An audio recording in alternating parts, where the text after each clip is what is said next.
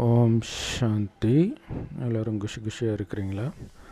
30/5/2024 பாப்தாதா சொல்கிறாங்க, இனிமையான குழந்தைகளே, உங்களுக்கு முதலாக இருக்க வேண்டிய நிச்சய புத்தி எது தெரியுமா?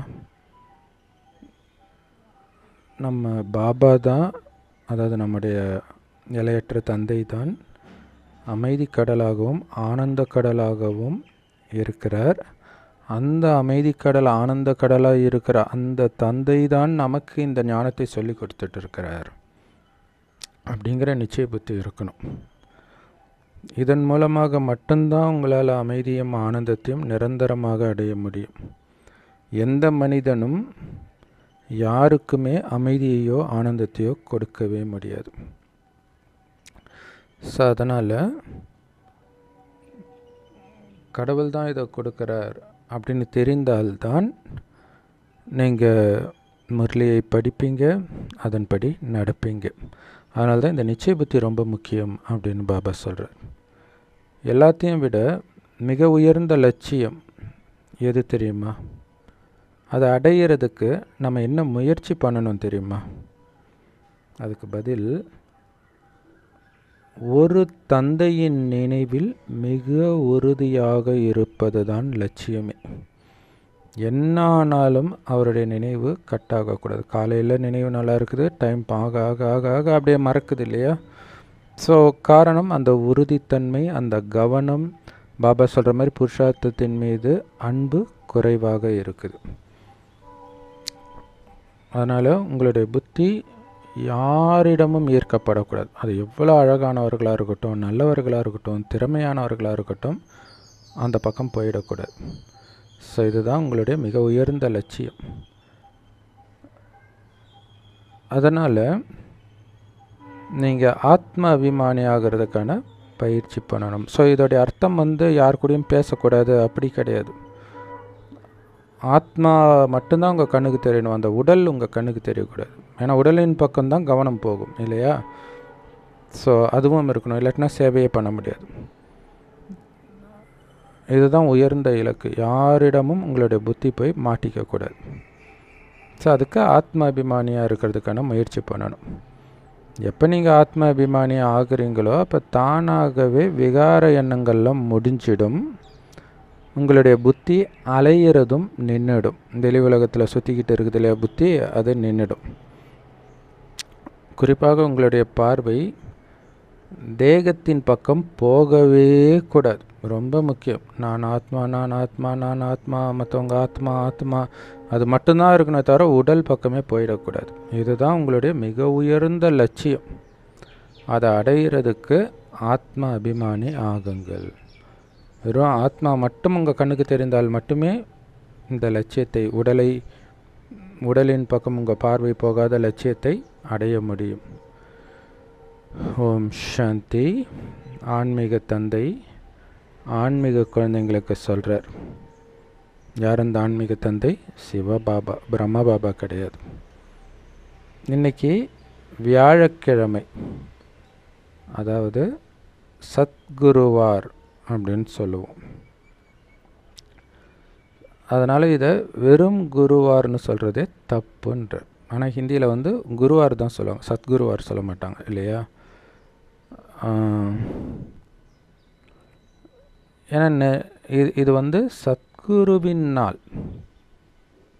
ஆனால் என்ன பண்ணிட்டாங்க, ராகவேந்திரருக்கு அன்னைக்கு தான் ஃபங்க்ஷனு, சீரடி சாய்பாபாவுக்கு அன்னைக்கு தான் ஃபங்க்ஷன். ஸோ காரணம் குருவார்னு சொல்லிட்டாங்களே. நிறைய குருமார்கள் இருக்கிறாங்க, ஆனால் சத்குரு ஒருவர் தானே.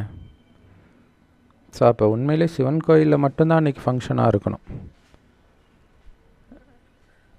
நிறைய பேர் தங்களை குருன்னு சொல்லிக்கிறாங்க, சத்குருன்னும் சொல்லிக்கிறாங்க.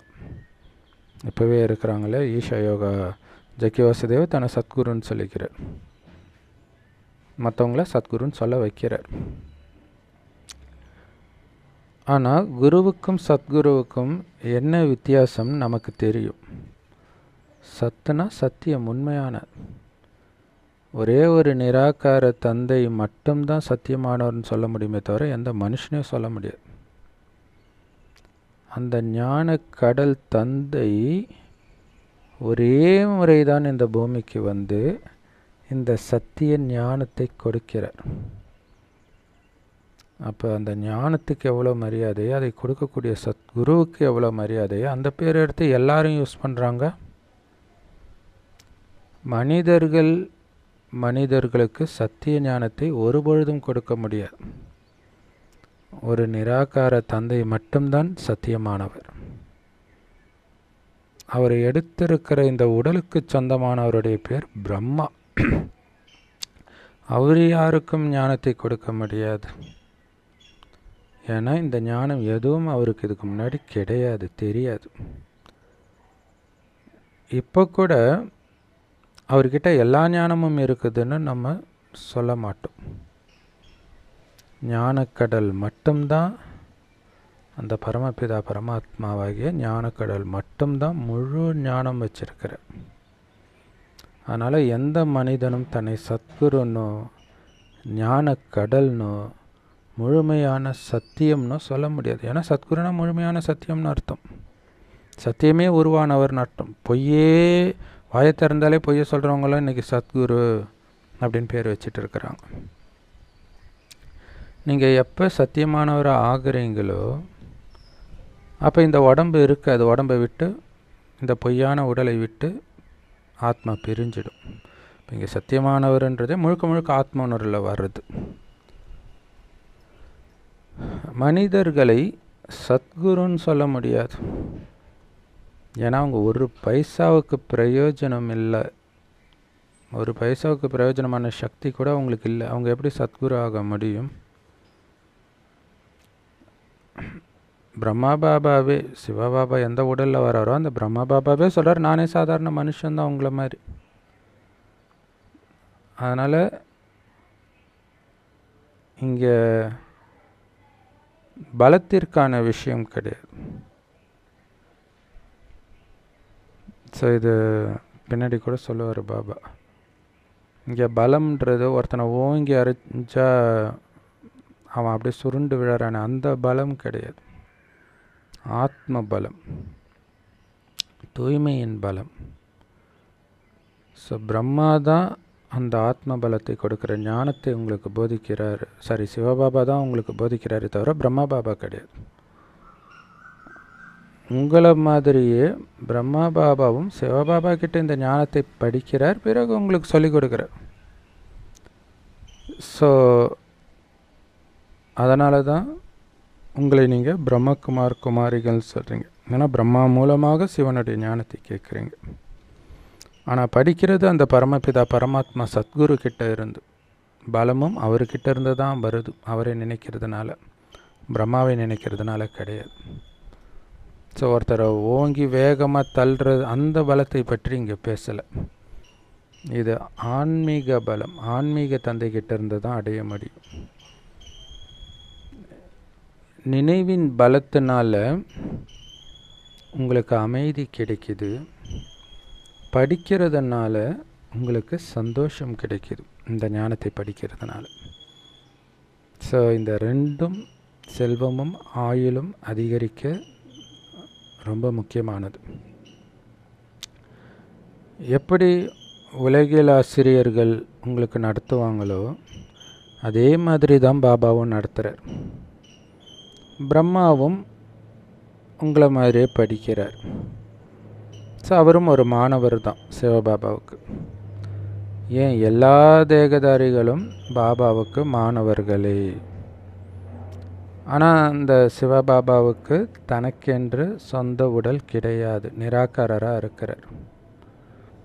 அதனால தான் பிரம்மா உடலில் பிரவேசமாகி இந்த ஞானத்தை நமக்கு கொடுக்கிறார். எப்படி வெளியுலக படிப்பை மாணவர்கள் படிக்கிறாங்களோ அதே மாதிரி நீங்களும் படிக்கிறீங்க. ஸோ இதில் கஷ்டத்திற்கான விஷயமே கிடையாது. எப்போவுமே படிக்கும்போது மாணவர்கள் பிரம்மச்சாரியாக தானே இருப்பாங்க. ஸ்கூலில் படிக்கும்போது, காலேஜில் படிக்கும்போது பிரம்மச்சாரியாக தானே இருப்பாங்க. அந்த மாதிரி தான் நீங்களும் இருக்கிறீங்க. இதில் என்ன கஷ்டம்? ஸோ ஆனால் உலகில் படிக்கும் அவங்களுக்கும் நமக்கும் உள்ள வித்தியாசம் என்னென்னா, அவங்க படிக்கும்போது பிரம்மச்சாரியாக இருந்துட்டு படிப்பு முடிஞ்ச உடனே விகாரத்தில் விழுந்துடுறாங்க. ஆனால் நமக்கு சாகும் வரை இந்த படிப்பும் தொடருது, பிரம்மச்சரிய விரதமும் தொடருது. மனிதர்கள் தான் சொல்லுவோம், கடவுள்னு சொல்ல மாட்டோம். ஸோ பார்க்குறதுக்கு தோற்றத்தில் எல்லாருமே மனிதர்கள் மாதிரி இருந்தாலும், இவர் வக்கீல், இவர் இந்த அதிகாரி அப்படின்லாம் சொல்கிறோம். அவங்களுடைய படிப்புக்கு ஏற்ப அவங்களுக்கு பட்டம் கிடைக்கிது. ஆனால் முகமெல்லாம் மனிதர்கள் மாதிரி தானே இருக்குது. ஸோ இது உலகியல் படிப்பு. அதே மாதிரி தான் நாம் இந்த ஞானத்தை படித்து தேவதை ஆகிறோம். அவங்களும் மனிதர்கள் தான். ஆனால் தெய்வீக குணம் இருக்கிறதுனால மிக உயர்ந்த பதவி, செல்வம் அனைத்தையும் அடையிறாங்க. சாது சந்நியாசிகள் வேத சாஸ்திரங்களை படித்தாலும் அதனால் எந்த பலனும் கிடையாது. அதன் மூலமாக யாருக்கும் அமைதியும் கிடைக்காது. ஏன்னா அவங்களே அமைதியை தேடி அலைஞ்சிட்டு இருக்கிறாங்க கோயில் குளம்னு. நீங்கள் அவங்கள குருன்னு நினச்சிங்கன்னா உங்களுக்கு எப்படி அமைதி கிடைக்கும்? சரி, காட்டுக்கு போனால் அமைதின்ட்டு போகிறாங்களே, அங்கே உண்மையிலே அமைதி கிடைத்தால் ஏன் அவங்க திரும்பி வெளியில் வராங்க? சூப்பரான விஷயம் இல்லை? இமயமலைக்கு போகிறாங்க, அங்கே போகிறாங்க, இங்கே போகிறாங்க, அமைதினா அங்கேயே இருந்துக்க வேண்டியது தானே. அந்த மாதிரி இடத்துக்கெல்லாம் போகிறதுனால யாருக்கும் முக்தி கிடைக்க போகிறது கிடையாது.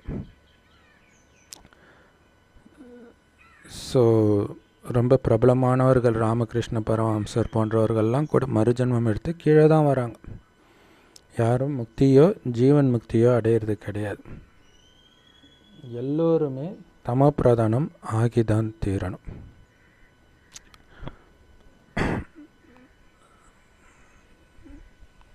ஸ்தூலமாக எந்த விஷயமும் தெரிய போகிறது கிடையாது. அவங்க தமோ பிரதானமாக இருக்கிறாங்களா சதோ பிரதானமாக இருக்கிறாங்களான்றது பார்த்த உடனே தெரியாது. நீங்கள் அவங்கக்கிட்ட கேளுங்களாம், உங்கள் குருக்கிட்ட உங்களுக்கு என்ன கிடைக்குதுன்ட்டு.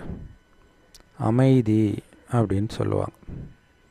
ஆனால் உண்மை என்னென்னா அவங்க எதையுமே அடையிறதில்லைன்றது தான் உண்மை. அவங்களுடைய குணம் மாற போகிறதில்ல, எதுவுமே. குருமார்களே என்னென்ன தப்பு பண்ணிகிட்டு இருக்கிறாங்க, எவ்வளோ விஷயத்துக்கு அடிமையாக இருக்கிறாங்க. அமைதி இருந்தால் எதுக்கு அடிமையாக இருக்க போகிறாங்க? அப்போ பாவம் அவங்களுக்கு அமைதியோடைய அர்த்தம் கூட தெரியல. ஸோ பாபா தான் ஞான கடலாக இருக்கிறார், அமைதி கடலாக இருக்கிறார், ஆனந்த கடலாக, அன்பு கடலாக இருக்கிறார்னு நமக்கு தெரியும். மற்றபடி எந்த சாது சந்நியாசியோ குருமார்களோ அமைதி கடல்னு சொல்ல முடியாது. மனிதர்கள் யாருக்கும் உண்மையான அமைதியை கொடுக்க முடியாது. ஸோ குழந்தைங்களுக்கு அந்த ஒரு தந்தை அமைதி கடலாக இருக்கிறவர் தான் நமக்கு இந்த ஞானத்தை கொடுக்கிறாருன்ற நிச்சய புத்தி வேணும். இந்த உலக சக்கரம் எப்படி சுற்றுது அப்படிங்கிறதையும் பாபா புரிய வைக்கிறார். மனிதர்களுக்கு அமைதியையோ ஆனந்தத்தையோ ஒருபொழுதும் கொடுக்க முடியாது, துக்கத்தை தான் கொடுக்க முடியும். இந்த பிரம்மா சிவபாபாவுடைய ரதம். அதே நேரத்தில் சிவபாபாவுக்கு ஒரு மாணவராகவும் இருக்கிறார், உங்களை மாதிரியே. பிரம்மாவும் இல்லற மார்க்கத்தை சார்ந்தவர் தான். அவருடைய வானப்பிரஸ்த நிலையில் அவருடைய உடலை ரதமாக கடனாக பாபாவுக்கு கொடுக்கிறார். ஸோ அந்த சிவபாபா தான் நமக்கு புரிய வச்சுட்டு இருக்கிறாருன்றது ஞாபகம் இருக்கணும். பிரம்மா சொல்லிட்டு இருக்கிறாருன்னு கேட்டிங்கன்னா ரெண்டுத்துக்கும் வித்தியாசம் இருக்குல்ல, ஒரு மனிதன் சொல்கிறதுக்கும் கடவுள் சொல்கிறதுக்கும். ஸோ பாபா எல்லோருக்கும் சொல்கிறார், நீங்கள் நிர்விகாரி ஆகணும். யார் நிர்விகாரியாக ஆகிறது கிடையாதோ அவங்க தான் உங்களை பல விதத்தில் அவமானப்படுத்துவாங்க. ஏன்னா அவங்களால ஆக முடியல, அதனால் அந்த கட்டுப்பு நம்ம மேலே காட்டுறாங்க. ஜென்ம ஜென்மமாக லௌகிக தந்தைக்கிட்ட இருந்து அடைந்த சொத்தாக நினைக்கிறாங்க காம விகாரத்தை. அதை விட வைக்கிறீங்களேன்னு அவங்களுக்கு அவ்வளோ கோபம். அதனால் எங்கேயாவது தப்பு நடக்குமான்னு லென்ஸ் வச்சு பார்த்துக்கிட்டு இருப்பாங்க. அப்போ நம்ம எவ்வளோ எச்சரிக்கையாக இருக்கணும் யோசிச்சு பாருங்கள்.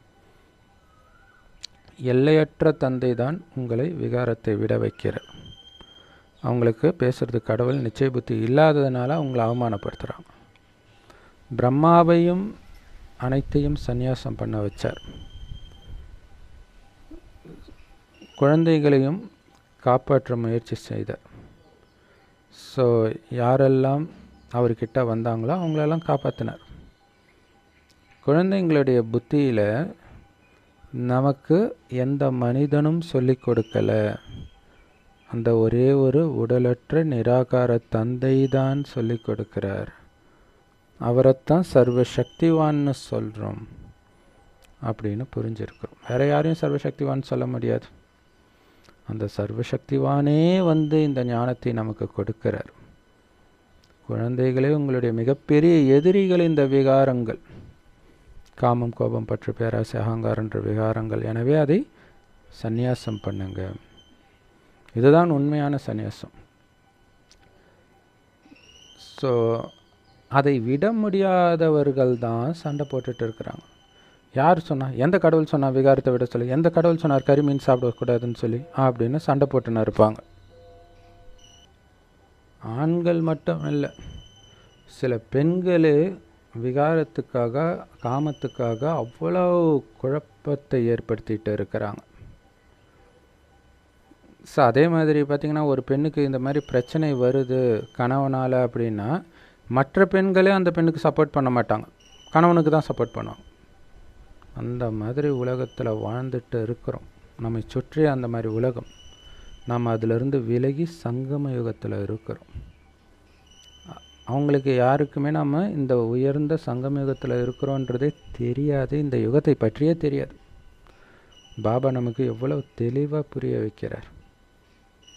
முழு நிச்சய புத்தியுடையவர்கள் நிறைய பேர் இருக்கிறாங்க. அதனால தான் இத்தனை பிரம்மகுமாரிகள் இருக்கிறோம்.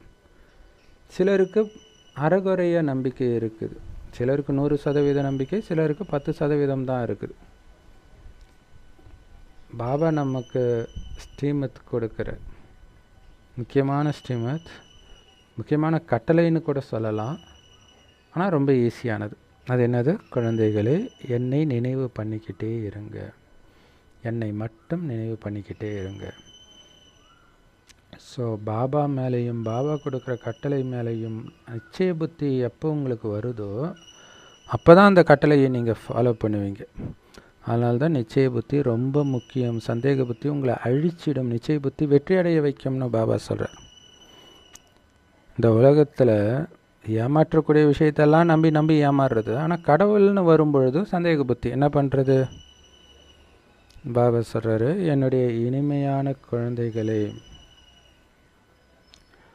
உங்களை ஆத்மான்னு உணர்ந்து தந்தையை நினைவு செய்யுங்க.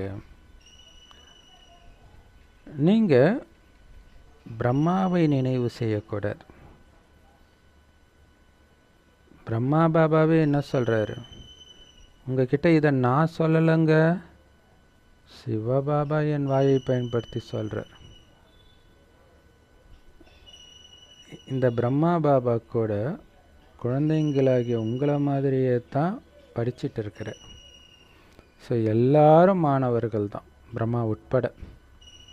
அத்தனை பேருக்கும் ஞானத்தை கொடுக்கிற ஆசிரியர் ஒரே ஒரு சிவத்தந்தை. வெளி உலகத்தில் மனிதர்கள் நடத்துகிறாங்க, இங்கே கடவுளே வந்து நடத்துகிறார். அந்த போதை இருக்கணும். ஆத்மாக்களாகிய நீங்கள் சிவபாபா கிட்ட இந்த ஞானத்தை படித்து பிறகு மற்றவர்களுக்கும் இந்த ஞானத்தை கொடுக்குறீங்க. இதில் ரொம்ப ரொம்ப ஆத்ம உணர்வுடையவராக நீங்கள் இருக்கணும். எப்படி மெயினாக பாபா சொல்கிறது நமக்கு ஒரு ஆனந்தத்தை ஏற்படுத்துது இல்லையா? நீங்கள் தனியாக முரளி படிக்கிறதுக்கும் சென்டரில் போய் முரளி கேட்குறதுக்கும் வித்தியாசம் இருக்கும். அப்படியே பதியும். நீங்களாக படிச்சிங்கன்னா ரொம்ப நேரம் ஆகும். ஆனால் சென்டரில் படிக்கிறதுக்கும் டைரெக்டாக மதுபனில் பாபா பேசுகிறத பாபா முன்னாடி உட்காந்து கேட்குறதுக்கும் மிகப்பெரிய வித்தியாசம் இருக்கும். ஏன்னா பாபா ஆத்மாவை பார்த்து பேசுகிறார். அந்த போதை அங்கே உணர்வோம். ஸோ அப்போ நீங்கள் மற்றவர்களுக்கு இதை போதிக்கணும்னாலும் ரொம்ப ரொம்ப ஆத்மாபிமானியாக இருக்கணும். அது ரொம்ப முக்கியம். நீங்கள் சொல்கிற ஞானம் ரெண்டாவது தான். முதல் கவனம் 98% கவனம் ஆத்மாபிமானி பயிற்சியில் இருக்கணும். 2% போதும் நீங்கள் நினைக்கிறது சொல்கிறதுக்கு. ஏன்னா திரும்ப திரும்ப அதே தான் சொல்ல போகிறோம். அது ஈஸி தான். ஆத்மா தான் பேரிஸ்டராகவோ இன்ஜினியராகவோ ஆகுது. இப்போ தேக உணர்வுடையவராக மாறிடுச்சு இந்த ஆத்மா. ஆத்மாபிமானி ஆகிறதுக்கு பதிலாக மனிதர்கள் எல்லாம் தேக அபிமானி ஆயிட்டாங்க. அப்போ தேகத்தின் அடிப்படையில் மரியாதையோ வெறுப்போ கொடுத்துட்டு இருக்கிறாங்க. இல்லை, அந்த தேகத்தை கொண்டு அவர்கள் பெற்ற பதவிக்கு மரியாதை கொடுக்குறாங்களே தவிர அந்த ஆத்மாவிற்கு, ஒவ்வொரு ஆத்மாவுக்கும் ஒரு மரியாதை இருக்குது. சுய மரியாதை, சுய கௌரவம் இருக்குது. அதை நீங்கள் பார்க்கறது இல்லை. அதனால தான் பாவம் செய்கிறீங்க. அதுக்கு தான் பாபா சொல்கிறார், ஆத்மாபிமானி ஆகுங்க. அப்படி ஆனீங்கன்னா எந்த விகாரமும் உங்களுக்கு இருக்காது. உங்களை விகாரின்னு சொல்ல முடியாது. ஆத்மா அபிமானி குழந்தைகளுக்கு விகார எண்ணங்களே ஒருபொழுதும் வராது. வந்துச்சுன்னா நீங்கள் தேக உணர்வில் இருக்கிறீங்கன்னு புரிஞ்சுக்கோங்க. ஏன்னா தேக உணர்வுனால தான் விகார எண்ணங்களே வரும். ஸோ அப்போ தான் நீங்கள் விகார பார்வை பார்ப்பீர்கள் மற்றவர்களை. அப்படி பார்த்தீங்கனாலே நீங்கள் புரிஞ்சுக்கலாம் தேக உணர்வில் இருக்கிறீங்கன்ட்டு. ஸோ சேவை செய்யும் பொழுது ஒரு அழகானவர்கள் வராங்க, அது பிக்கவோ நான் பிக்கவோ உங்கள் மனம் சலனம் அடையுதுன்னா நீங்கள் புரிஞ்சிக்கலாம், சேவை செய்கிற ஆர்வத்தில் நீங்கள் பாபா நினைவை மறந்துட்டீங்க மொத்தமாக. அதனால்தான் உங்களுடைய புத்தி தடுமாறுதுன்னு புரிஞ்சுக்கணும். ஸோ அதுக்கு தான் நினைவோடு சேவை செய்ய முயற்சி பண்ணணும். முடியாத பட்சத்தில் சேவையை கொஞ்ச நேரம் நிறுத்திட்டு போய் நல்லா பாபா நினைவில் இருந்து அந்த போதையோடு வந்து சேவை செய்யணும். ஏன்னா சுயபுருஷார்த்தம் ரொம்ப ரொம்ப ரொம்ப முக்கியம். அதான் பாபா சொல்கிறார். நீ விகார உணர்வோடு பார்த்துட்டு விகாரத்தை விடுன்னு சொன்னால் அவன் எப்படி விகாரத்தை விடுவான்? அவனுக்கு தெரியும் உள்ளுணர்வில் நீயே விகாரத்தோடு தான் பார்த்துன்னு இருக்கிறேன்ட்டு. ஸோ அதான் சொல்கிறார், தேக உணர்வில் இருக்கும்போது நீங்கள் விகார பார்வை தான் பார்க்குறீங்க மற்றவர்களை. தேவதைகள் ஒருபொழுதும் விகார பார்வை இருக்காது அவர்களுக்கு.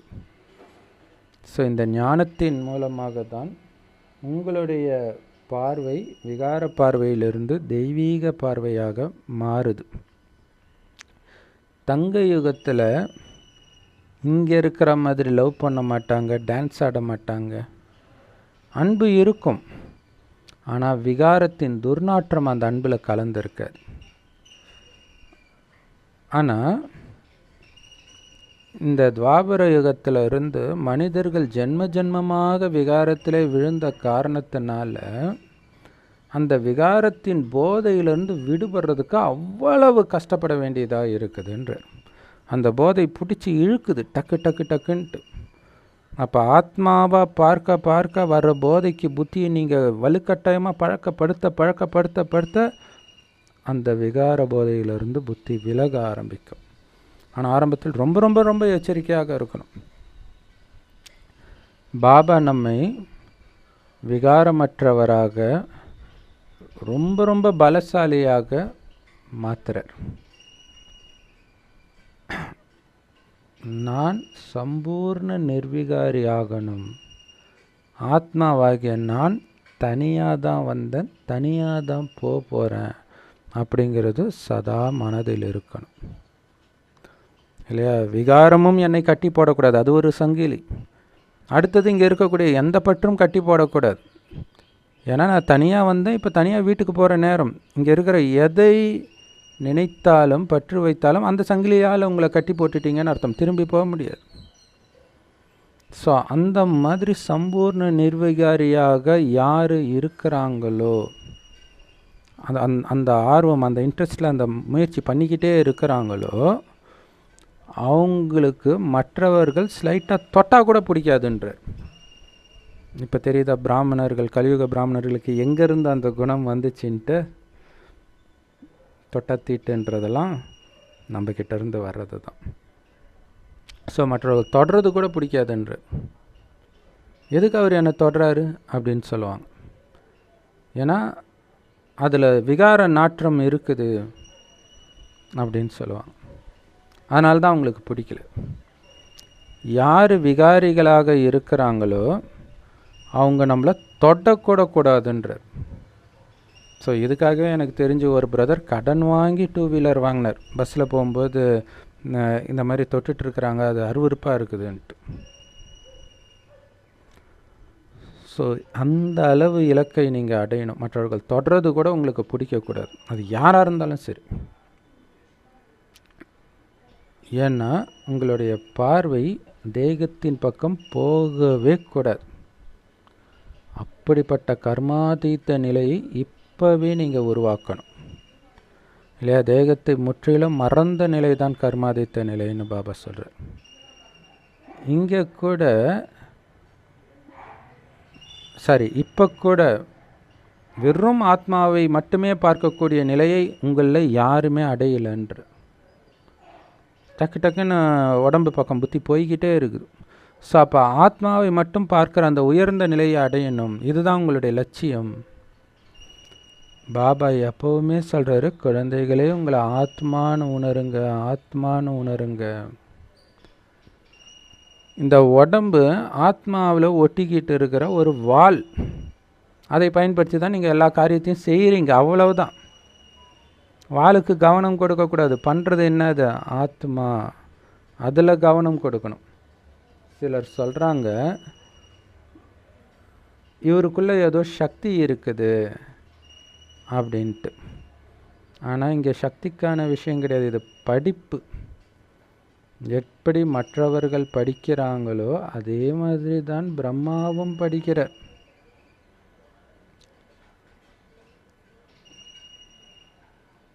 தூய்மையாக இருக்கிறதுக்காக ஒருத்தர் தலையை உடச்சிக்க வேண்டியதாக இருக்குது. எப்படியாவது மயக்கிடுது இல்லையா? ஆரம்பத்தில் அப்படி டக்கு டக்குன்னு விழுவீங்க. ஏன்னா அப்போ தான் தெரியும் அங்கேருந்து இங்கே வந்திருக்கிறோம், இது எவ்வளோ கஷ்டம், எந்த அளவுக்கு நம்ம விழுந்திருக்கிறோன்றது.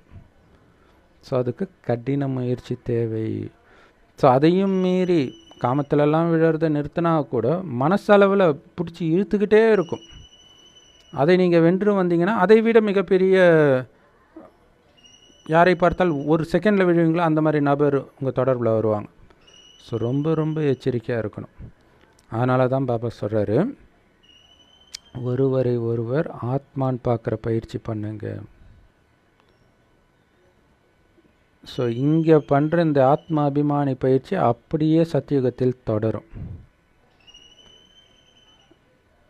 அங்கே நிரந்தரமாக ஆத்மாபிமானியாக இருப்பீங்க. ஏன்னா உங்களை தேக உணர்வில் எடுத்துகிட்டு வர ராவண ராஜ்யமே அங்கே இருக்காது, விகாரமே அங்கே இருக்காது. இந்த ராவண ராஜ்யத்தில் தான் எல்லாரும் விகாரிகளாக இருக்கிறாங்க.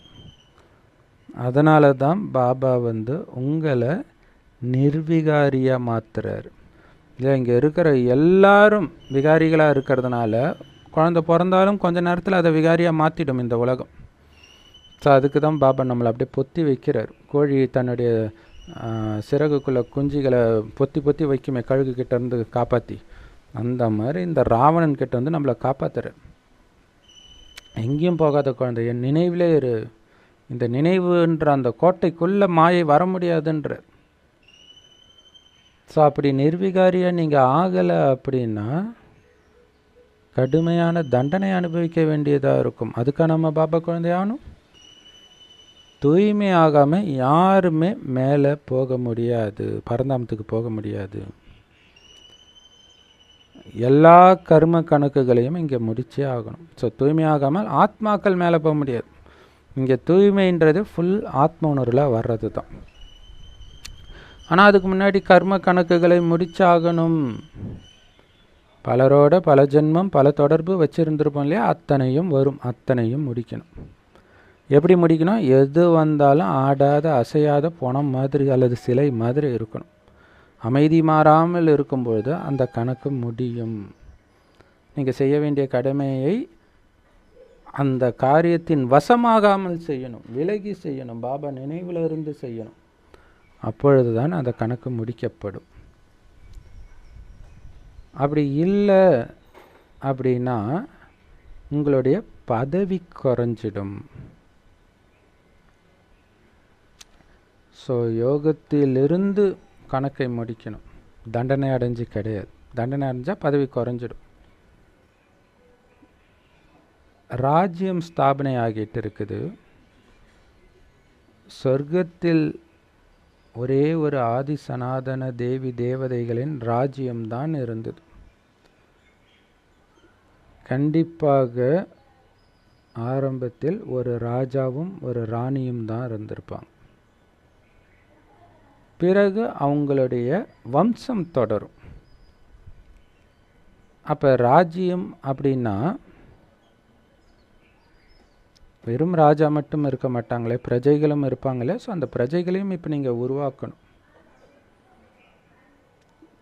அவங்களுடைய மனநிலையில் உள்ள வித்தியாசத்தை வைத்து தான் அவங்களுடைய பதவி நிர்ணயிக்கப்படுது. யாருக்கு முழு நிச்சய புத்தி இல்லையோ, இதை நடத்துறது பாபா, இதுதான் நம்மை தூய்மையாக்கக்கூடிய ஞானம் அப்படிங்கிறதுல நிச்சய புத்தி இல்லையோ, அவங்க முழுசாக இந்த ஞானத்தை படிக்கவும் முடியாது, தூய்மையாகவும் ஆக முடியாது. அரை கல்பமாக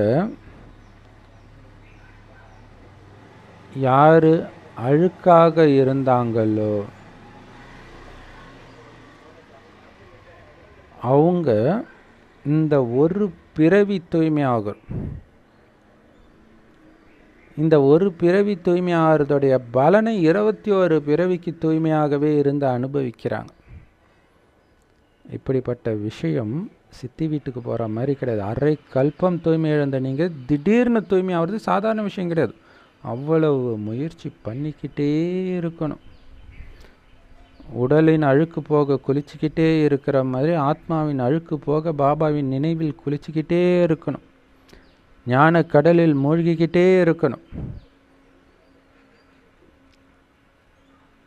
இங்கே முக்கியமான எதிரி காமங்கிற விகாரம்தான். பலமான எதிரி. ஒரு செகண்டில் வீழ்த்திட்டு போயிடுவான். ஒரு பார்வையிலே என்னை வீழ்த்தி விட்டான்னு பாட்டே பாடுறாங்க. அப்போ யோசிச்சு பாருங்கள், காமம் எவ்வளோ சக்தி வாய்ந்தது. கோபம் கூட அவ்வளோ சக்தி வாய்ந்தது கிடையாது. கோபப்படாதவர்கள் கூட காமத்தில் டக்குன்னு விழுந்துடுறாங்க. உங்களுடைய புத்தி எதன் பக்கம் ஈர்க்கப்பட்டாலும், யார் மேலே ஈர்க்கப்பட்டாலும் புரிஞ்சுக்கோங்க, நீங்கள் அந்த நேரம் பாபா நினைவில் இல்லை. அந்த நேரம் இல்லை, ரொம்ப நேரமாகவே பாபா நினைவில் இல்லைன்னு புரிஞ்சுக்கோங்க. ஏன்னா பாபாவுடைய நினைவில் இருக்கும்போது அந்த ஆத்ம பலத்தை உங்களால் உணர முடியும். அழகானவர்கள் வரும்போது உங்கள் மனம் சஞ்சலமடையாமல் இருப்பதை உங்களால் பார்க்க முடியும். உங்களுக்கே ஆச்சரியமாக இருக்கும். அதுக்கு தான் பாபா சொல்கிறார், அந்த பாபாவின் நினைவு எப்போ உறுதியாக ஆகுதோ அப்போ உங்களுடைய புத்தி வேறு எந்த பக்கமும் போகாது. மிக உயர்ந்த இலக்கு இது. சில மனிதர்கள் தூய்மையை பற்றி கேட்ட உடனே அவங்களுக்கு ஏதோ நெருப்பில் எரியிற மாதிரி இருக்கும். ஐயோ, தூய்மையாக இருக்கிறதா? ஏன்னா இதுக்கு முன்னாடி யாருமே இப்படி சொன்னது இல்லையே, எந்த வேதத்திலையும் இப்படி இல்லையே அப்படின்னு சொல்கிறாங்க. அவங்களுக்கு அது அவ்வளோ கஷ்டமாக இருக்குது காமத்தை விடுறது. நம்ம என்ன சன்னியாசியா அப்படின்றாங்க. அது வேறு. சந்நியாச மார்க்கம் வேறு. இல்லற மார்க்கம் தூய்மை ஆனால் தான் சொர்க்கத்துக்கு வர முடியும். சொர்க்கத்தில் இல்லற மார்க்கம் தான் இருக்கும். ஸோ தூய்மை முதலாக இல்லற மார்க்கத்தில் தான் இருந்ததுன்றதை புரிஞ்சுக்கணும். சந்நியாசி மார்க்கத்தை சார்ந்தவர்கள் மறுஜன்மத்துக்கு வருவாங்க. அப்படின்னா என்ன அர்த்தம்? அவங்களுக்குள்ளும் அந்த அளவுக்கு தூய்மையின் சக்தி இல்லை. உடலால் காமத்தில் ஈடுபடாட்டினாலும் மனதில் அந்த காமத்தின் சின்ன சலனம் அப்பவே இருந்தது. அதனால தான் மீண்டும் மீண்டும் விகாரிகளுக்கு ஜென்மம் எடுத்து மறுபடியும் டக்குன்னு சன்னியாச மார்க்கத்துக்கு போகிறாங்க. ஏன்னா அவங்க அந்த தர்மத்தை சார்ந்தவர்கள், அவங்களுக்கு அந்த ஞானம் பிடிக்கும். ஸோ சன்னியாசியாக போகக்கூடிய சமஸ்காரம் அவங்க அடுத்தடுத்த ஜென்மத்துக்கு எடுத்துகிட்டு போகிறதுனால மீண்டும் மீண்டும் சன்னியாசி ஆகிறாங்க. பாபா உங்களை குடும்பத்தை விட சொல்லலை. நீங்கள் குடும்பத்தை சந்நியாசம் பண்ண வேண்டாம். இந்த விகாரங்களை சந்நியாசம் பண்ணுங்க. குடும்பத்தில் உள்ளவர்கள் மீது உள்ள பற்றை, காமத்தை, கோபத்தை, இதை சந்நியாசம் பண்ணுங்க. மற்றபடி நீங்கள் தாராளமாக வீட்டில் இருங்க. வீட்டில் இருக்கிறவங்களுக்கும் புரிய வைங்க, நாம் இப்போ சங்கம யுகத்தில் இருக்கிறோம். இப்போ நாம் தூய்மை ஆனால்தான் இதை தொடர்ந்து வரப்போகிற அந்த தங்க யுகத்தில் தேவதை ஆக முடியும், இல்லைன்னா ஆக முடியாதுன்னு சொல்லுங்கள். இந்த ஞானத்தை கொஞ்சம் கேட்டாலும் அவங்க கண்டிப்பாக பிரஜை ஆகிடுவாங்க. அதுக்கப்புறம் இந்த ஞானத்தை ரெகுலராக கேட்டு முயற்சி செய்து அவங்க ராஜாவாகவும் ஆகலாம். ஆனால் இந்த ஞானத்தை கொஞ்சம் கேட்டோடனே பிரஜை கன்ஃபார்ம் சொர்க்கத்துக்கு வந்துடுவாங்க. நிறைய பிரஜைகள் இப்படி உருவாக்குறாங்க. ஏன்னா எல்லாருக்குமே இந்த ஞானம் கொஞ்சமாவது கேட்டுடுறாங்க இல்லையா? தங்க யுகத்தில் ஆலோசனைக்காரர்களே கிடையாது, அதாவது மந்திரி கிடையாது ராஜாவுக்கு. ஏன்னா பாபா உங்களை அந்த அளவுக்கு புத்திசாலியாக ஞானம் நிரம்பியவராக மாத்துறார். ஞானமே இல்லாதவர்களுக்கு தானே ஆலோசனை சொல்வதற்கு மந்திரி தேவை. இப்போ பாருங்கள், மனிதர்கள் ஒருவரை ஒருவர் எப்படி கொலை பண்ணிட்டு இருக்கிறாங்க இல்லையா? ஒவ்வொரு நாட்டிலையும் சண்டை நடக்குது, கொலை பண்ணுறாங்க. ஆலோசனை கொடுக்கறது மந்திரிகள் தானே. கொலை பண்ணுறதுக்கு தான் ஆலோசனை கொடுக்குறாங்க. சரியான ஆலோசனையாக கொடுக்குறாங்க. ஸோ அவங்களுடைய அந்த எதிர்ப்புத்தன்மை, பகைமை பாராட்டுதல் அவ்வளோ பலமாக இருக்குது. ஆனால் நாம் இந்த பழைய உடலை விட்டுட்டு புது உடலை எடுப்போம் அப்படிங்கிறத புரிஞ்சுக்கிறோம். இது ஒரு பெரிய விஷயமே கிடையாது நமக்கு. ஆனால் பாருங்கள், அந்த மனிதர்கள் பாவம் துக்கப்பட்டு இறப்பாங்க. ஐயோ, கணவனை விட்டு போகணுமே, மனைவியை விட்டு போகணுமே, இந்த சொத்தை விட்டு போகணுமே, நம்ம ஜாதி ஜனத்தை விட்டு போகணுமே, நமக்கு இவ்வளோ நாள் சேர்த்து வச்ச பேர் புகழெல்லாம் விட்டுட்டு போகணுமேனு துக்கத்திலே இறப்பாங்க. ஆனால் நம்ம பாபா நினைவிலேயே சந்தோஷமாக உடலை விடுவோம், சந்தோஷமான உலகத்துக்கு போயிட்டு இருக்கிறோன்ற ஆனந்தத்தில் போவோம். எந்த அளவுக்கு பாபாவாகிய என்னை நீங்கள் நினைவு பண்ணிக்கிட்டே இருக்கிறீங்களோ அந்த அளவுக்கு மற்ற அனைவரையும் நீங்கள் மறந்துக்கிட்டே இருப்பீங்க. கடைசியில் வேறு யாருடைய ஞாபகமும் வராதுன்றார். ஸோ அதுக்கு எப்போ உங்களுக்கு முழு நிச்சய புத்தி இருக்குதோ அப்போ தான் உங்களால் அந்த நிலையை அடைய முடியும். நிச்சய புத்தி இல்லை அப்படின்னா உங்களால் பாபாவை நினைக்க முடியாது. சும்மா பேருக்கு சொல்லுவாங்க, நான் எந்த நேரமும் கடவுளை நினச்சிட்டு இருக்கிறேன் அப்படின்ட்டு. உங்களுக்கு பேசுகிறதுக்கு கடவுள் நிச்சய புத்தி இல்லைன்னா, இதன் மூலமாக சொர்க்கத்துக்கு போக போகிறோன்ற நிச்சய புத்தி இல்லைன்னா நீங்கள் எதுக்கு பாபாவை நினைக்க போகிறீங்க? பாபா குழந்தைகளில் கூட எல்லாருக்கும் ஒரே மாதிரி நிச்சய புத்தி இருக்கிறது கிடையாது. மாயா உங்களை நிச்சய புத்தியை இழக்க வைக்குது. அப்போ என்ன ஆகும்? இதுக்கு முன்னாடி நீங்கள் எப்படி இருந்தீங்களோ அதே மாதிரி ஆகிடுவீங்க. பாபா குழந்தை ஆனதுக்கு இதுக்கு ஆனது இல்லையா? குளிச்சுட்டு போய் சாக்கடையில் விழுந்த மாதிரி ஆகிடும். ஸோ அதுக்கு தான் பாபா சொல்கிறார், முதல்ல பாபா மேலே உங்களுக்கு அசைக்க முடியாத நிச்சய புத்தி இருக்கணும், நம்பிக்கை இருக்கணும். யாராவது லௌகீக தந்தையை அவர் என்னுடைய அப்பா தானான்னு சந்தேகப்படுவாங்களா? அப்படி இருக்கும்போது உண்மையான தந்தை, எப்போவுமே தந்தை, அனைவரையும் விட மிக உயர்ந்த தந்தையை பார்த்து அவர் தந்தை தானான்னு நீங்கள் சந்தேகப்படுறீங்க. அந்த தந்தையை தவிர வேறு யாராலையாவது இப்படிப்பட்ட உயர்ந்த ஞானத்தை கொடுக்க முடியுமா? உங்களை நிர்விகாரியாக மாற்ற முடியுமா? பிரம்மா பாபா கூட சொல்கிறார், எனக்கும் இதற்கு முன்பு படைப்பவரை பற்றியோ படைப்பின் முதல் இடைக்கடை பற்றியோ தெரியாமல் தான் இருந்தேன். நான் 12 குருமார்களை வச்சுருந்தேன். அவங்க யாருமே எனக்கு இதை சொல்லலையே, தெரிஞ்சிருந்தால் சொல்லியிருப்பாங்கல்ல. ஸோ பாபா வந்தவுடன் அத்தனை குருமார்களையும் பாபா சந்நியாசம் பண்ணிட்டேன். ஏன்னா அவங்க ஒன்றுத்துக்கும் உதவாதவர்கள். அவங்க இந்த ஞானத்தை ஒருபோதும் கொடுத்ததும் இல்லை, அவர்களுக்கும் இது தெரியாது. பிறகு சத்குரு திடீர்னு அவருக்குள்ள பிரவேசமானார். அவருக்கு ஒன்றுமே புரியல அடுத்தது என்ன நடக்கும்ட்டு. திடீர்னு காட்சி வருது, என்னென்னமோ ஆகுது, ஒன்றும் புரியல. அர்ஜுனனுக்கு காட்சி கிடைத்ததாக சொல்லப்பட்டிருக்கு இல்லையா கீதையில், அது ஒரு அர்ஜுனன் பற்றிய விஷயம் மட்டும் கிடையாது. ஸோ இப்போ ரதமாக இருப்பவர் பிரம்மா பாபா, சிவபாபாவுக்கு ரதமாக இருக்கிறவர் பிரம்மா பாபா. ஸோ இதுக்கு முன்னாடி இந்த பிரம்மா பாபாவும் கீதையை நல்லா படித்தார். சிவபாபா இவருக்குள்ளே பிரவேசமாகி அவருக்கு காட்சி கொடுத்தார். பாபா தான் இந்த ஞானத்தை கொடுக்க முடியும் அப்படின்னு காட்சி கொடுத்தார். ஸோ அதுக்கப்புறம் அவர் அந்த கீதை, பக்தி மார்க்கத்தின் கீதையை படிக்கிறத நிறுத்திட்டார். ஏன்னா அதனால் எந்த பயனும் கிடையாது. ஞானக்கடலும் சிவத்தந்தை தானே, அவரே நேரடியாக நமக்கு இந்த ஞானத்தை சொல்லி கொடுத்துட்டு இருக்கிறார். அவர் கொடுக்கிற இந்த ஞானம்தான் உண்மையான கீதை. இந்த கீதை தான் அனைத்து மதங்களுக்கும் வேதங்களுக்கும் தாயும் தந்தையுமாக இருக்கிறது. இந்த சாரத்திலிருந்து வந்த விஸ்தாரம் தான் எல்லா வேதங்களும்.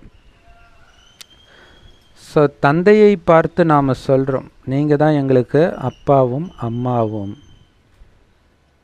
அவர்தான் படைப்பை படைக்கிறார். நாமெல்லாம் அவருடைய படைப்புகள். எப்படி படைக்கிறாரு? தத்தெடுக்கிறார். பிரம்மாவும் உங்களை மாதிரி தான். பிரம்மாவையும் சிவபாபா தத்தெடுக்கிறார்.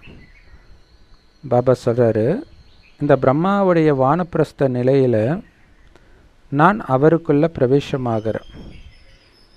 குமாரிகளோ தூய்மையாக தான் இருப்பாங்க. அதனால் அவங்களுக்கு ரொம்ப ஈஸி இந்த ஞானத்தை ஃபாலோ பண்ணுறது.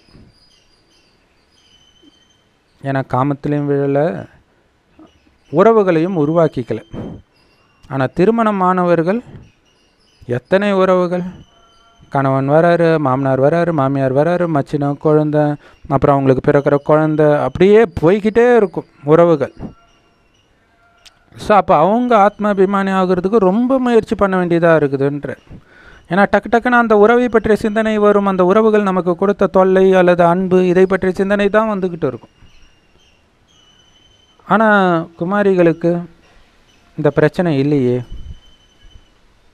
உண்மையிலே ஆத்மா எல்லாமே உடலிலிருந்து தனிப்பட்டது தான். ஆனால் அரைக்கல்பமாக நீங்கள் உடல்ன்ற உணர்விலேயே வாழ்ந்துட்டீங்க. அதனால் பாபா இந்த கடைசி ஜென்மத்தில் வந்து உங்களை ஆத்மாபிமானியாக ஆக்குறாரு. அதனால் உங்களுக்கு கஷ்டமாக இருக்குது. ஏன்னா அரைக்கல்பம் தேக உணர்வில் இருந்துட்டு திடீர்னு விட சொல்லும்போது அது ரொம்ப கஷ்டமாக இருக்குது. நாடி நரம்பெல்லாம் ஊறி போயிடுச்சு நான் உடம்புன்ற உணர்வு. ஸோ முயற்சி செய்த பிறகு ரொம்ப கம்மியானவர்கள் தான் முழுசாக பாஸ் ஆகிறாங்க. அதுதான் அஷ்ட ரத்தினங்கள் தான் வெளிப்படுது. 8 ரத்தினங்கள் பாபா நினச்ச மாதிரி உருவாகிருக்கு. ஸோ மற்றவர்களும் கொஞ்சம் கொஞ்சம் அழுக்கு ஒட்டி இருக்குது. ஒரு சிலருக்கு நிறைய அழுக்கு ஒட்டி இருக்குது. ஆத்ம உணர்வுக்கு வரல, அவ்வளோ தேக உணர்வு ஒட்டிக்கிட்டு இருக்குது. ஸோ அதனால் உங்களை நீங்களே கேளுங்க, என்னுடைய புத்தி லைன் கிளியராக இருக்குதா? பாபா கிட்ட டக்கு டக்குன்னு கனெக்ட் ஆகுதா? இல்லை நடுவில் ஏதாவது வந்துடுச்சா? கிராஸ்டாக் ஆகுதா? ஒரு பாபாவை தவிர நான் வேறு யாரையாவது நினைவு செய்கிறேன்னா? ஸோ அப்படி பாபாவை தவிர வேறு எந்த நினைவும் இல்லாத நிலை கடைசியில் தான் உருவாகும். ஆனால் அதுக்கு இப்பொழுதுலேருந்தே ஆத்மாபிமானி ஆகிறதுக்கான பயிற்சி ரொம்ப ரொம்ப பண்ணிக்கிட்டே இருக்கணும் இல்லையா? லைன் கிளியராக இருக்கா, லைன் கிளியராக இருக்கான்னு செக் பண்ணிக்கிட்டே இருக்கணும். எவ்வளோ பவர்ஃபுல்லான முறையில் இப்போ. ஸோ உங்களுடைய பார்வை இந்த ஞானத்தின் மூலமாக மாற்றுங்க. ஆத்மாபிமானி ஆகுங்க. எல்லா விகார எண்ணங்களையும் விடுங்க. எந்த விகாரத்தின் கெட்ட துர்நாற்றமும் இருக்கக்கூடாது. உங்களுடைய பார்வை உடலின் பக்கம் போகவே கூடாதுன்று. இல்லை, இந்த ஞானம் முக்கியமான ஞானமே நான் ஆத்மான்றது தானே. ஸோ ஆத்மாவை மட்டும்தான் என் கண்ணு பார்க்கணும். சுற்றி எது வந்தாலும் பார்க்கக்கூடாது. அர்ஜுனனுக்கு அந்த புறாவுடைய கண்ணு மட்டும் தெரிஞ்சது பாருங்கள், கண்ணின் மணி மட்டும் தெரிஞ்சது பாருங்கள். அந்த மாதிரி நான் தான் அந்த அர்ஜுனன். அந்த சுத்த அகங்காரத்தோட ஆத்மாவை மட்டும் பாருங்கள். மாயை உங்களை மயக்கிறதுக்கு எவ்வளோ அழகானவர்களை வேணாலும் எடுத்துகிட்டு வந்து நிறுத்தலாம். ஆனால் நான் ஆத்மாவைத்தான் பார்ப்பேன். ஸோ ஆத்மாபிமானியாகி அனைத்து விகார எண்ணங்களையும் தியாகம் பண்ணுங்கள். உங்களுடைய பார்வையில் அந்த விகார நாத்தம்ன்றாரு பாருங்க, என்ன மாதிரி வார்த்தை யூஸ் பண்ணுறாரு பாருங்க. விகாரத்தை துர்நாற்றம்னு யூஸ் பண்ணுங்கள். ஆக்சுவலாக விகாரி மனிதர்கள் நம்ம பக்கம் வந்தாலே நிஜமாகவே நாரும் அவங்க உடம்பு. நம்மளால் பக்கத்தில் நிற்கவே முடியாது. ஸோ அதனால தான் விகார துர்நாற்றம்னு சொல்கிறேன். ஸோ ஒரு சகோதரர் குழந்தையிலேருந்தே மனநலம் பாதிக்கப்பட்டு இருக்கிறாரு. இப்போ ஒரு 40 வயசு கிட்ட ஆகுது. அவருடைய உடலில் வர வேர்வை கூட வாசனை தான் அடிக்குமா, சந்தன வாசனை அடிக்குதான். அந்த துர்நாற்றமே ஏன் அவங்க டாய்லெட்டில் கூட துர்நாற்றம் வீசலைன்றாங்க. அப்போ யோசிச்சு பாருங்க, எல்லாரையும் மாதிரி தான் சாப்பிட்டுட்டு இருக்கிறாங்க. ஆனால் அந்த விகாரம் தான் அந்த நாற்றத்திற்கு காரணம்ன்றது ரொம்ப ரொம்ப ரொம்ப முக்கியமான விஷயம். ஸோ அதனால் உங்களுடைய பார்வை உடலின் பக்கமே போகக்கூடாதுன்றதுல கவனம் கொடுங்க. உடலை பார்ப்பவன் கீழானவன்னு புரிஞ்சுக்கோங்க. ஸோ அந்த எல்லையற்ற தந்தை தான் எனக்கு இந்த அற்புதமான ஞானத்தை கொடுக்கிறாருன்றதில் அசைக்க முடியாத நிச்சய புத்தி எப்போ வருதோ அப்போ தான் பாபாவுடைய நினைவும் உங்களுக்கு உறுதியாக ஆகும். ஸோ அப்போ பாபாவை நினைக்கலனாலே நடத்துறது கடவுள்ன்றதில் உங்களுக்கு இன்னமும் சந்தேகம் இருக்குன்னு புரிஞ்சுக்கோங்க. மாயா உங்களுடைய நம்பிக்கையை, பாபா மேலே வச்சுருக்கிற நம்பிக்கை ஸ்லைட்டாக கூட அசைக்கக்கூடாதுன்றதில் ரொம்ப ரொம்ப கவனம் கொடுங்க. டக்கு டக்கு டக்கு, அதாவது ஆத்ம உணர்வுலேருந்து கீழே வந்தாலே உங்கள் நம்பிக்கை ஆட்டம் கண்டுடுச்சுன்னு புரிஞ்சுக்கோங்க. இல்லையா? 2500 வருடம் செய்த பாவத்தின் சுமை இருக்குது. இருக்கிற காலமும் ரொம்ப கம்மியாக இருக்குதுன்னா உங்களுக்கு உண்மையிலே பாபா சொல்கிறதுல நம்பிக்கை இருந்தால் ஒரு வினாடி நீங்கள் பாபாவை நினைக்காமல் இருக்க முடியுமா? ஆத்ம உணர்வில் இல்லாமல் இருக்க முடியுமா? அப்போ உங்களுக்கு அதில் நம்பிக்கை இல்லை அல்லது மறக்கிறீங்கன்னு தானே அர்த்தம். வரதானம்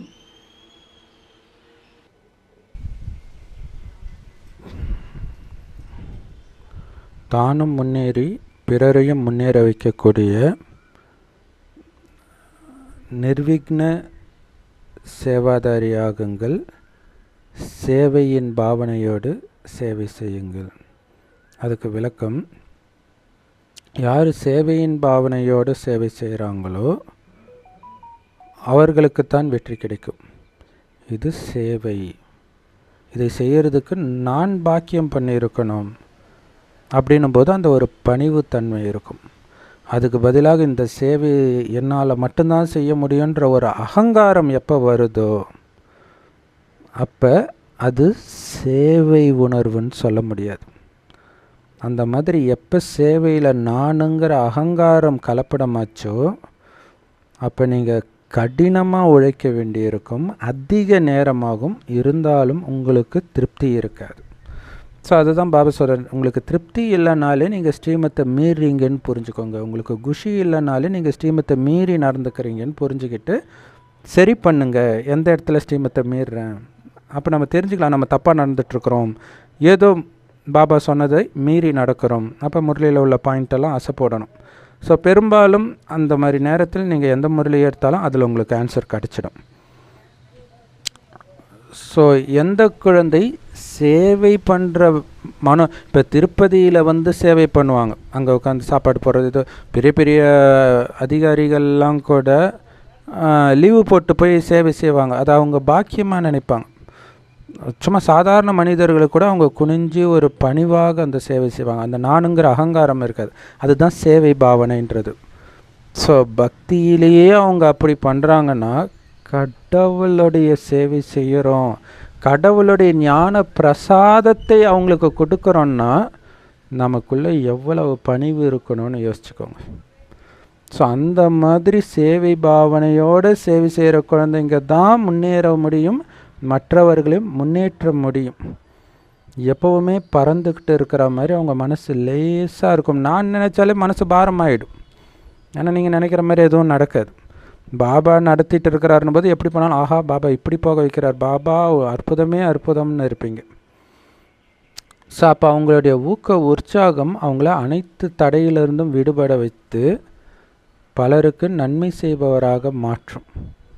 ஸோ அதனால் நான் அப்படிங்கிறது தான் மிகப்பெரிய எதிரி நமக்கு. அந்த நானுங்கிறத கிள்ளி கடாசிடணும்.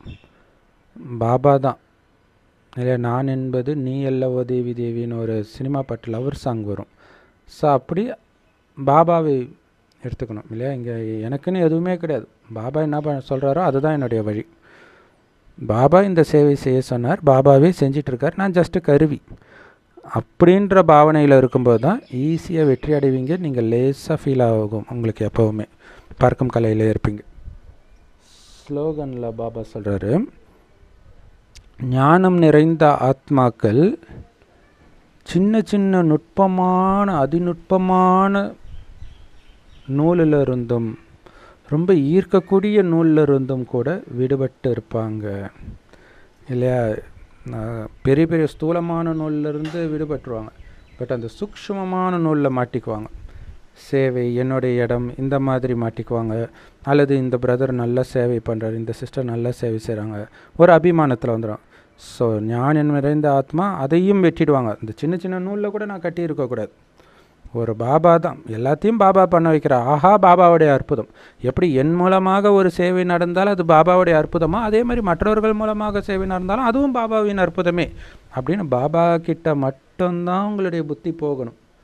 அப்போ தான் பிறருடைய நினைவு உங்களை ஏமாத்தாது. ஏன்னா அவங்கள நினைக்கிற நேரம் நீங்கள் பாபாவை மறக்கிறீங்க, அப்போ உங்களுக்கு நஷ்டமாகுதுன்றதை புரிஞ்சிக்கணும். ஸோ ஞானி ஆத்மா அந்த மாதிரி கூட ஏமாற மாட்டாங்க, சின்ன சின்ன நூலில் கூட கட்டப்பட மாட்டாங்க, அனைத்துல இருந்தும் தன்னை விடுவிச்சுக்கிட்டே இருப்பாங்க. செம powerful Murli. Om Shanti. Love you Bap Dada. Thank you Bap Dada. குஷி குஷியாக இருங்க, குளிர்ச்சியாக இருங்க.